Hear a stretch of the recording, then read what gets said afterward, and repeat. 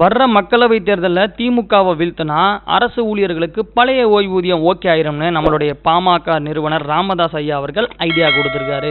அதாவது முதல்வர் ஸ்டாலின் அவர்கள் என்ன சொல்லியிருந்தாருன்னா, மத்தியில் இந்தியா கூட்டணி ஆட்சிக்கு வந்தவுடன் தமிழ்நாட்டில் பழைய ஓய்வூதிய திட்டத்தை மீண்டும் செயல்படுத்துவது உள்ளிட்ட அரசு ஊழியர்கள் ஆசிரியர்களின் கோரிக்கை அனைத்தும் நிறைவேற்றப்படும் அப்படின்னு சொல்லியிருந்தாரு. அதாவது தேர்தல் பிரச்சாரத்தில் இவர் சொல்றது எப்படி இருக்குன்னா, அத்தைக்கு மீசை முளைக்கட்டும், நாம் அவரை சித்தப்பா என்று அழைத்து மகிழலாம் என்ற மாதிரி இருக்கு.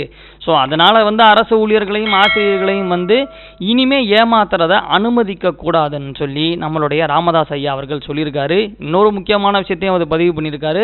அதாவது ஜெயலலிதா அவர்கள் அரசு ஊழியருக்கு எதிராக நிறைய நடவடிக்கைகள்லாம் எடுத்தாங்க. அதுக்கப்புறம் 40 இடங்கள்லையுமே அவங்க தோல்வியை சந்திச்சாங்க.